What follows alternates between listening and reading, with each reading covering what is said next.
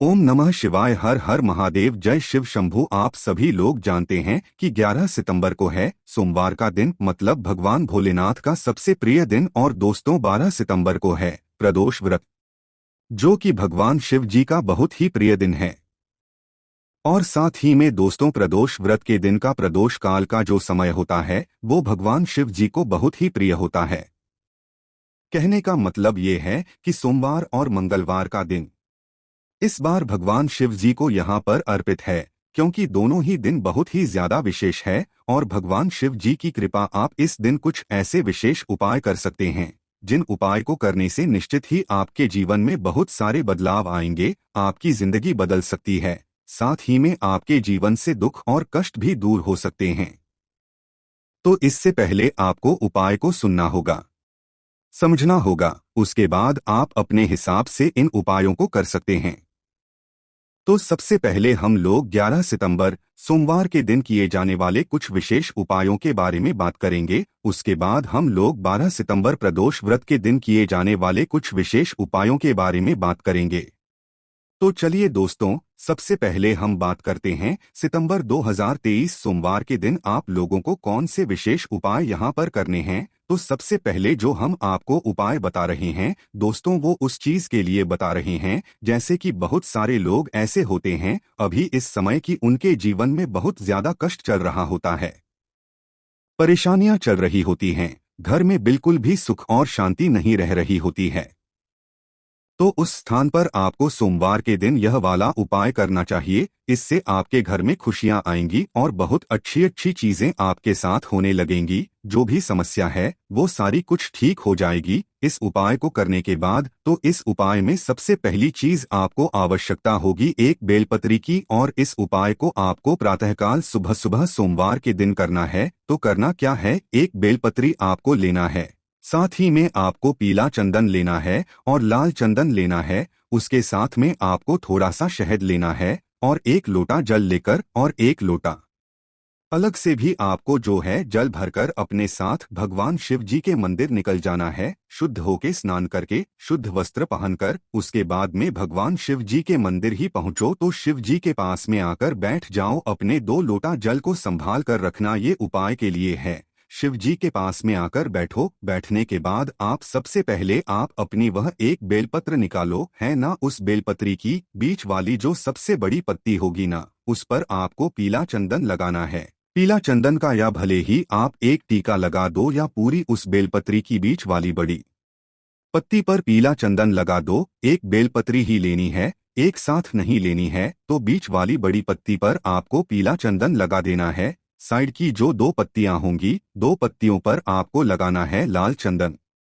हमने आपको पीला चंदन और लाल चंदन लाने के लिए बोला है, तो बीच वाली बड़ी पत्ती पर पीला चंदन और जो साइड की 2 पत्तियां होंगी उस बेलपत्र की, उस पे लाल चंदन टीका लगा दो, या पूरे में लाल चंदन भी फेर सकते हो, कोई दिक्कत नहीं है। तो करना क्या है, आपने लाल चंदन में लगा दिया। अब जो आप अपने साथ शहद लेकर आए हो ना, इस शहद को कहाँ पर लगाना है वो आप सुनो। देखो, एक बेलपत्री की बीच वाली बड़ी पत्ती होगी और नीचे की 2 साइड की पत्तियां होगी। तो बीच वाली बड़ी पत्ती और नीचे की 2 साइड की पत्तियों के बीच का जो स्थान होगा, उस स्थान पर एक हल्की सी डंडी का स्थान होगा, बीच वाली बड़ी बत्ती और 2 साइड की पत्तियों के बीच में। तो उस बेलपत्री की उस बीच वाले स्थान पर आपको थोड़ा सा शहद लेना है और लगा देना है। कहाँ पर, उस बीच वाले स्थान पर, है ना, जो हल्का सा डंडी का स्थान होगा उसी बेलपत्र में। तब आपको करना क्या है, इस बेलपत्र को भगवान शिव जी के शिवलिंग के ऊपर, एक माथा अशोक चंद्र जी का स्थान होता है,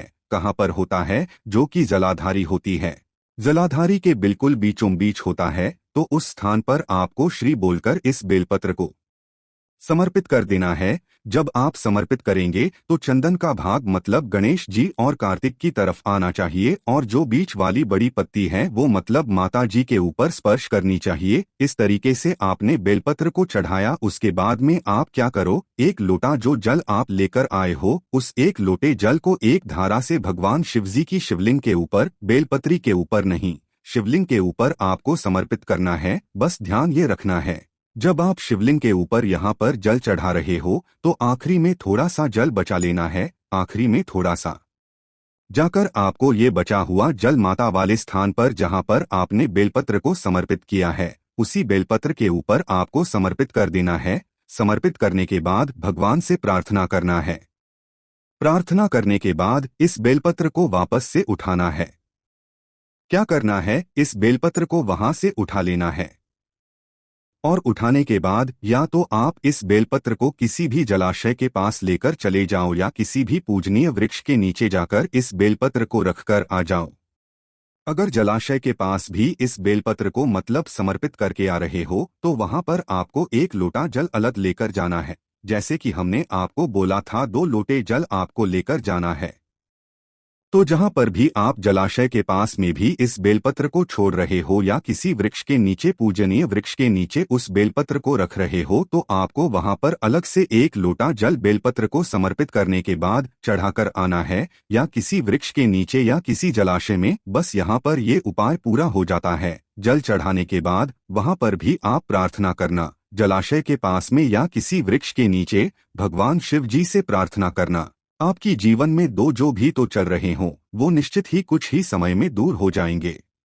आप करके जरूर देखिएगा।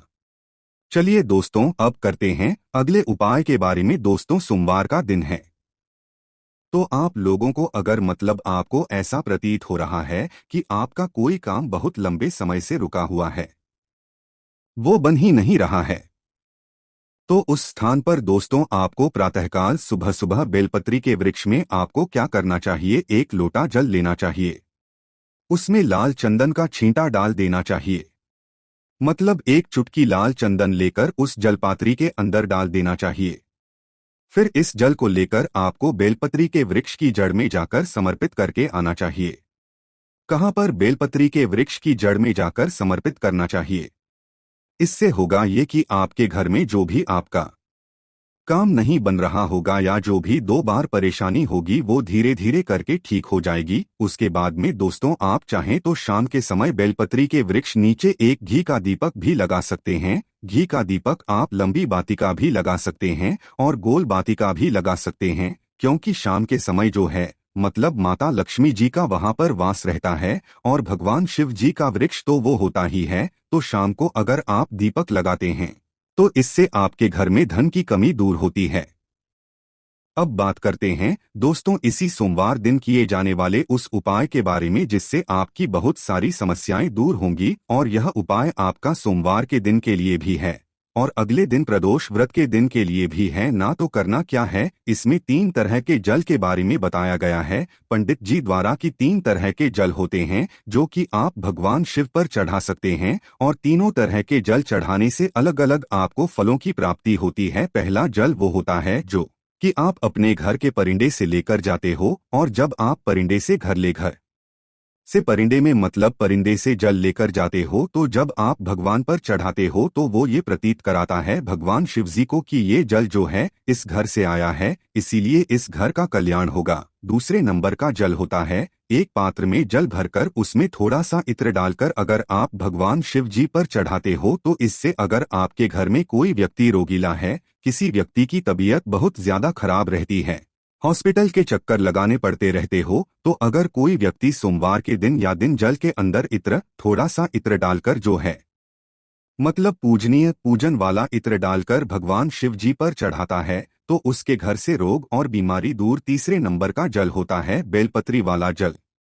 इस जल में एक लोटा जल के अंदर एक बेलपत्री डालकर अगर आप भगवान शिव जी को चढ़ाते हैं तो जल के पात्र के अंदर बेलपत्री को डालकर जो व्यक्ति भगवान शिव जी पर चढ़ाता है भगवान शिव जी उसकी सारी मनोकामनाएं पूर्ण करते हैं। उससे भगवान शिव जी बहुत ज्यादा प्रसन्न होते हैं। तो ये 3 तरह के जल हैं। आप किसी भी इन 3 तरह के जल में से एक तरीके का जल सोमवार के दिन या प्रदोष के दिन प्रातःकाल सुबह सुबह जरूर चढ़ाएं। ये 3 तरह के जल हैं जो कि अलग अलग हैं। तो चलिए दोस्तों, ये तो हमने आपको बता दिया है। यहाँ पर 11 सितंबर सोमवार के दिन खींचने वाले के बारे में अब हम बात करते हैं 12 सितंबर प्रदोष व्रत के दिन किए जाने वाले विशेष उपाय के बारे में। ये दिन भी मतलब प्रदूषण व्रत के दिन भी भगवान शिव जी को बहुत ही ज्यादा प्रिय होता है।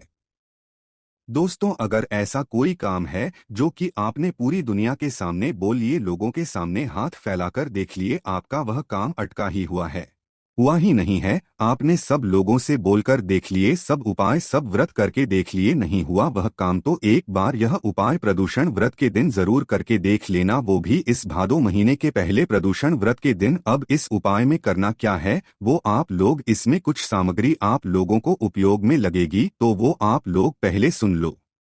देखिए, इस उपाय में आपको सबसे पहली चीज एक बेलपत्र की आवश्यकता होगी। क्या चीज की? एक बेलपत्री की। उसके बाद में एक शमीपत्र की आवश्यकता होगी। उसके बाद में एक कनीर का फूल। क्या लेना है? एक कनीर के फूल की आवश्यकता होगी।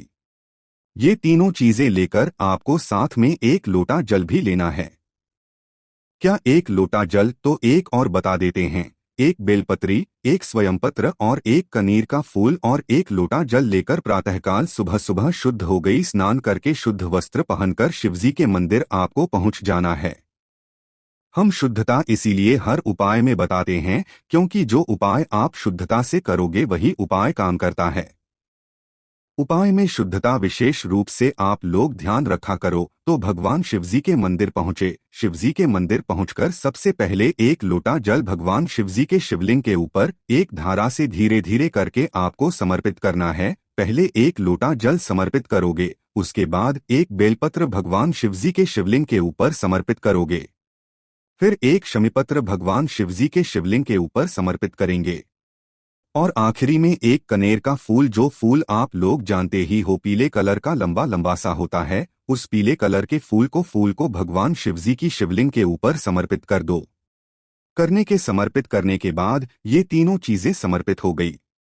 अब आप भगवान शिवजी से अपना वो काम बोलो जिस काम के लिए आप ये उपाय कर रहे हो, जिस काम के लिए आपने लोगों के सामने बहुत हाथ फैला लिए पर वो काम नहीं हुआ। अब आपका ये काम जरूर कुछ ही दिनों के अंदर आपका हो जाएगा, पर उपाय को मन और विश्वास से करना पूरे। उसके बाद में दोस्तों आप बात करते हैं अगले उपाय के बारे में। चूंकि आपको इस प्रदूषण व्रत के दिन करना है, तो दोस्तों इस दिन अगर आप लोगों जी को प्रसन्न करना चाहते हो और चाहते हो कि आपकी कोई विशेष मनोकामना है वो पूर्ण हो जाए या आपके घर से दुख और समस्या है दूर हो जाए, तो उस स्थान पर दोस्तों आपको क्या करना है कि प्रदूषण व्रत के दिन शाम के समय प्रदूष काल में, मतलब कि लगभग शाम के 6 बजे के बाद कभी भी इस उपाय को करना। एक पात्र में जल लेना, आधा लोटा जल ले लेना। उस आधे लोटे जल के अंदर क्या डालना है आप लोगों को वो सुनो। पहले एक बेलपत्री डालना है, एक समीपत्र डालना है, कुछ हरे मूंग के दाने डालना है। हरे मूंग के दाने होने चाहिए, वो दाल वाले नहीं होने चाहिए, ठीक है? हरे पूरे दाने होने चाहिए। थोड़े हरे मूंग के दाने डालना है। उसके बाद में एक छोटा सा गुड़ का टुकड़ा लेना है या ढीला जो भी होता है शुद्ध वाला, वो लेकर डाल देना है। ये चारों चीजें इस जल के अंदर डालने के बाद इस जल को लेकर शाम के समय प्रदोष काल में शिवजी के मंदिर जाना है और शिवजी की शिवलिंग के ऊपर इस जल को चढ़ा देना है।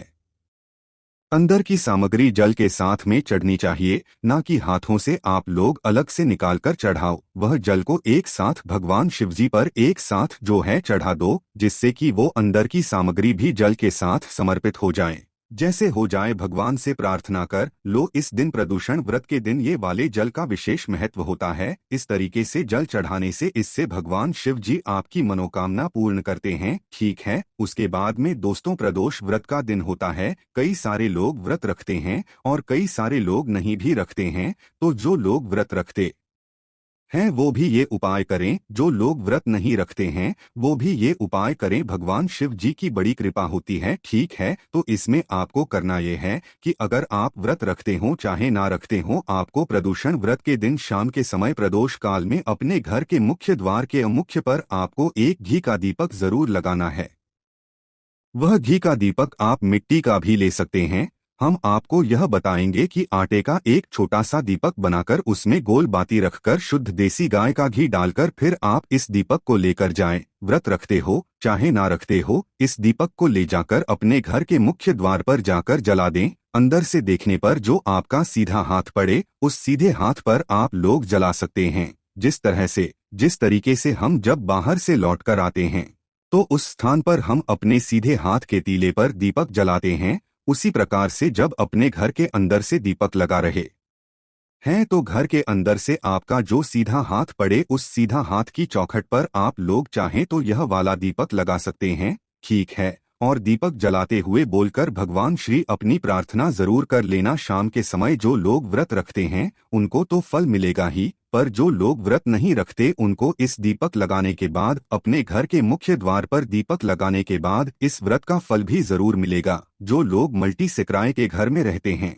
तो उनका किराए का घर या मल्टी का जो मेन गेट होगा उस मेन गेट पर आप लोग वह दीपक रखें, और जिनका खुद का घर है एक मेन गेट अलग होगा, वहां पर जाकर आप इस दीपक को रखें। इस दिन इस दीपक का विशेष महत्व होता है। उसके बाद में दोस्तों आखिरी उपाय हम आपको बताते हैं। कर्जे से जुड़ा हुआ, अगर आपके घर पर बहुत सारा कर्जा है या किसी व्यक्ति के ऊपर बहुत ज्यादा कर्जा है तो उसको क्या करना चाहिए कि प्रदोष व्रत के दिन शाम के समय प्रदोष काल में एक वट वृक्ष जो आपके घर के आसपास हो उस वट वृक्ष के नीचे जाना चाहिए। एक लौंग लेकर और एक घी का दीपक लेकर, गोल बाती का, आटे का भी हो सकता है, मिट्टी का भी हो सकता है, तो वहां पर जाकर सबसे पहले आपको वट वृक्ष के नीचे वटकेश्वर महादेव के नाम से सबसे पहले वह दीपक जलाकर वहां पर रख देना चाहिए। उसके बाद में लौंग का भोग वहीं पर वटकेश्वर महादेव जी को जो है वट वृक्ष के नीचे लगा देना चाहिए। तो दोस्तों जिस व्यक्ति के भी ऊपर बहुत ज्यादा कर्जा है तो उस व्यक्ति को इस प्रदोष व्रत प्रदोष काल में शाम के समय में वट वृक्ष के नीचे जाकर एक घी का दीपक जलाकर एक लौंग रख देनी चाहिए, वटकेश्वर महादेव के नाम लेते हुए। उसके बाद उसके व्यक्ति के घर से कर्जा दूर हो जाता है, उस व्यक्ति का कर्जा चूक जाता है। आप इस उपाय को जरूर करके देखिए। तो दोस्तों यही सारे उपाय थे जो कि आपको यहाँ पर 11 सितंबर सोमवार के दिन और 12 प्रदूषण व्रत के दिन करना है। अगर आपको इन उपाय करने में कोई भी दिक्कत समस्या आती है तो आप हमसे कमेंट करके पूछ सकते हैं। ओम नमः शिवाय। हर हर महादेव। जय शिव शंभू।